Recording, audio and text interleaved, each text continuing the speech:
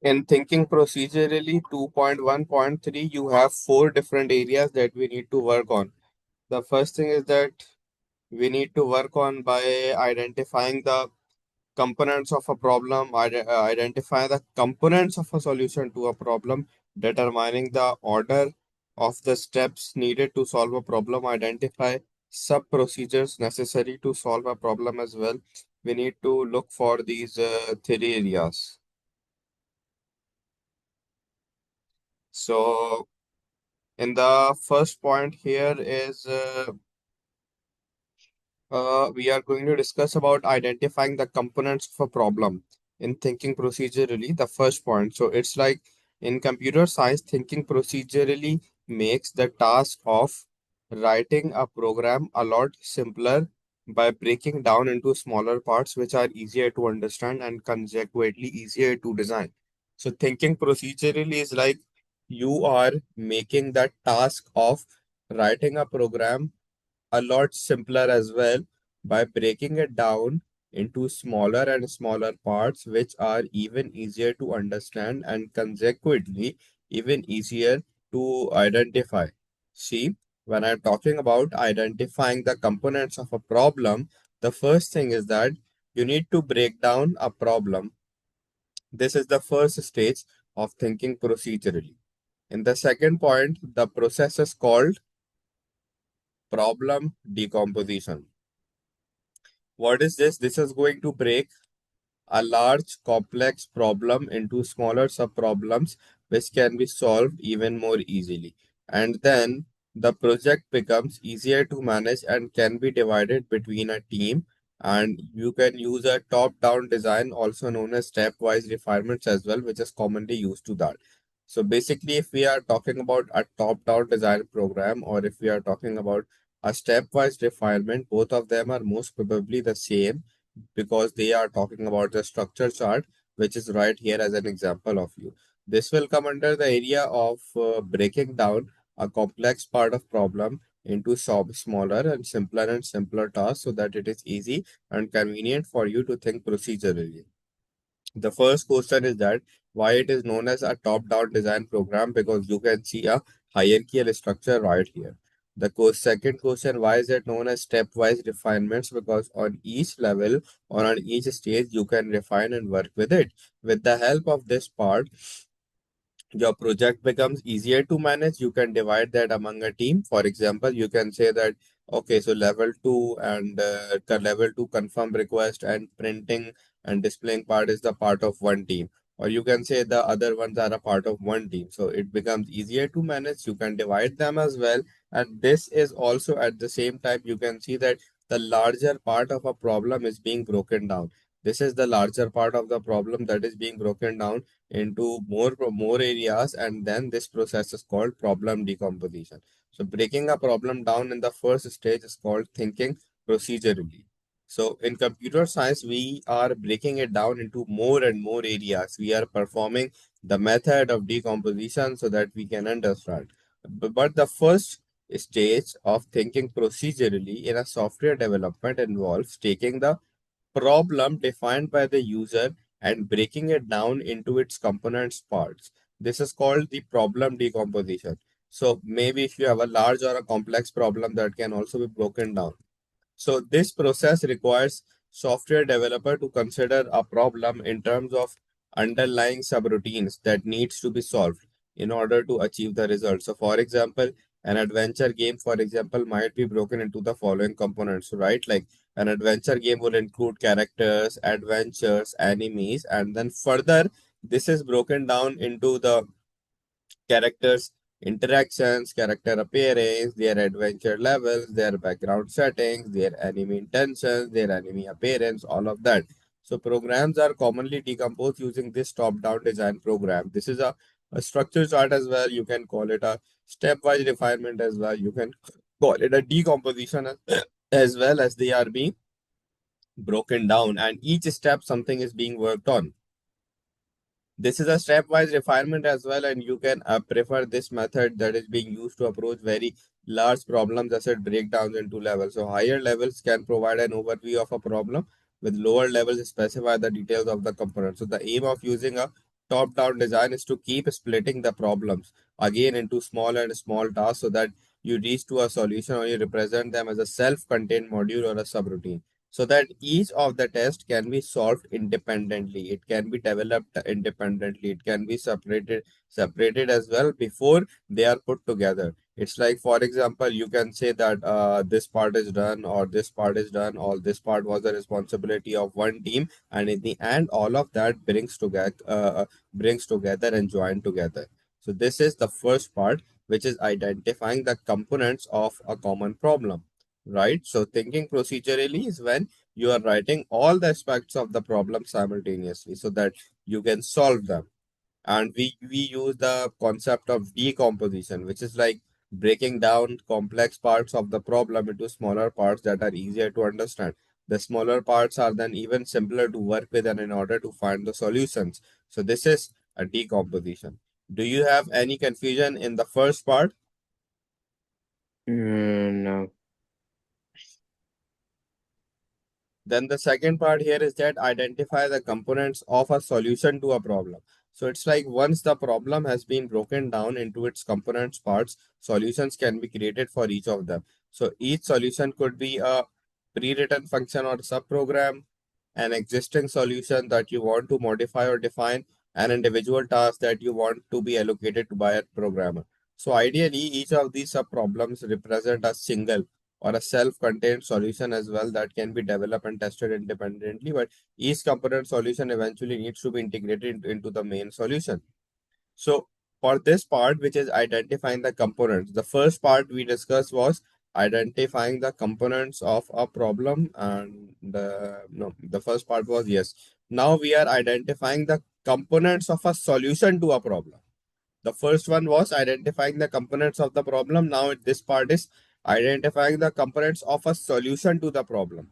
That means that in this stage, in which the details about how each component is being implemented are considered. So you are going to see how separating out these components has made it easier to identify a feasible solution. So in the same way, we are going to break down the problem. So we must also build up to its solution in order to identify the components of the solution, and each programmer must evaluate the component of the problem allocated to them and assess how it is going to be solved, right? Like you can see here, components of a problem and sub procedures is like you are getting the details about how each component is implemented, how each component is executed, or how they are being considered, or how all of them are being coming together. Just as we break down the problem, we now build up to its solutions as well. So the first thing was to breaking it down into the problems, and now you have to build up the solution. So there is a need to consider the lowest level component from the top design program and how they can be solved. So there are certain areas that you should ask as a programmer. The first thing is that can this be implemented as a function or a procedure? You have to decide because functions always returns a value, procedure never returns a value. What inputs are required? What output does the subroutine needs to produce? And tasks which can be solved using an already or existing module.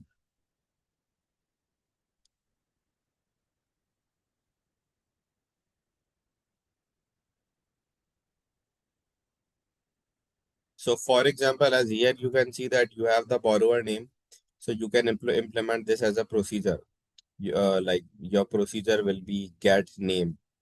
This is the name of the procedure, and this is going to check whether or not the user is signed in into their library accounts or not.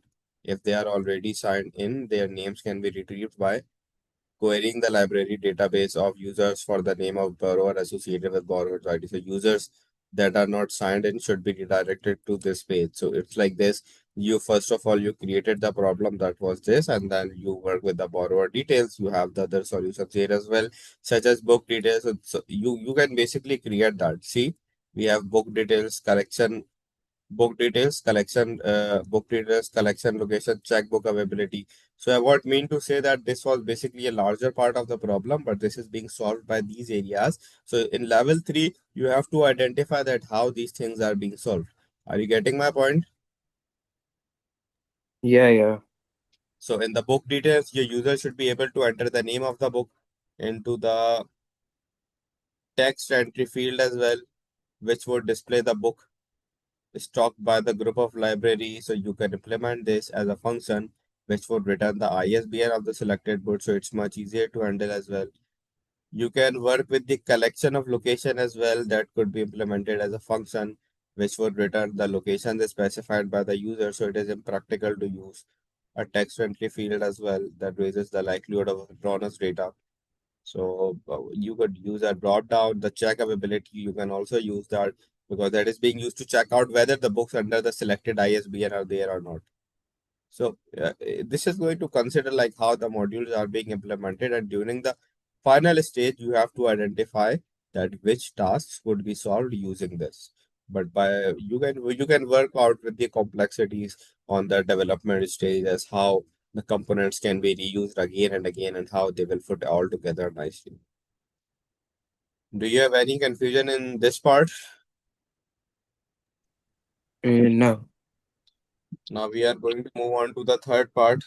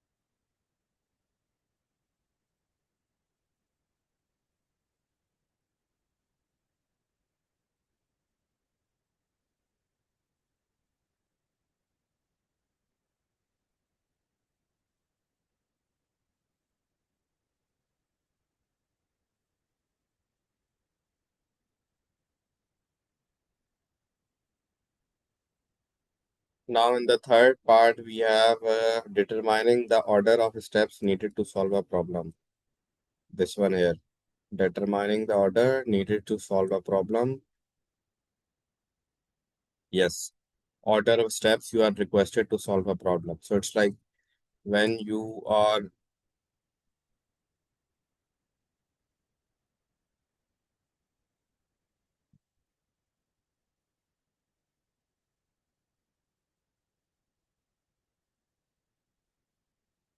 when you are oh, but let's do this one first. Components of a solution. Identify the sub procedures necessary to solve a problem. This one. So again, the details about each of the component can be implemented. They can be considered. Just as we broke down the problem, you can build up their solutions. If there is a need to consider any lowest level of component from the top-down design program, you can do that. And this can also be implemented by using a function or a procedure. Like you can ask all of this stuff to yourself for the implementation of that. And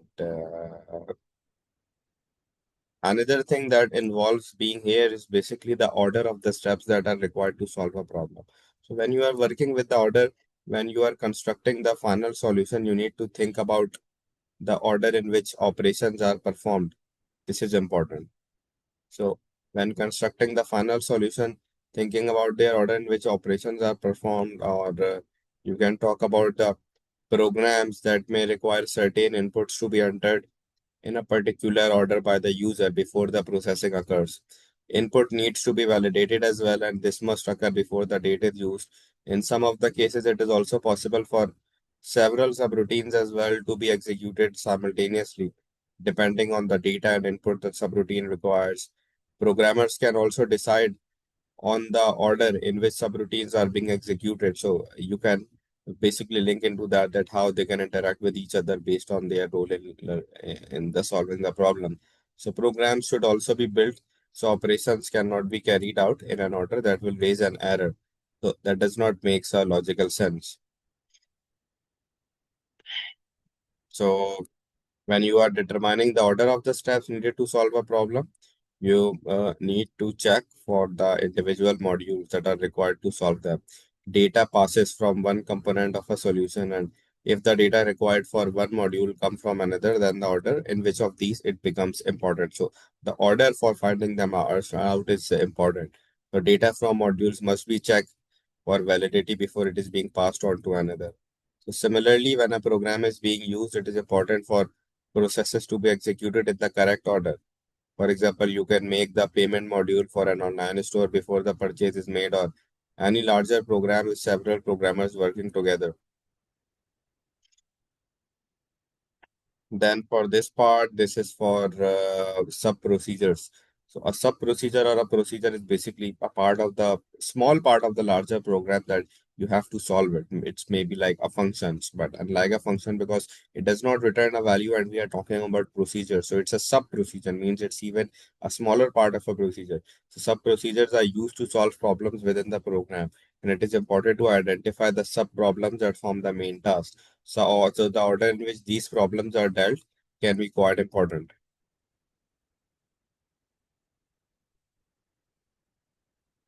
Do you have any confusion till here now? No.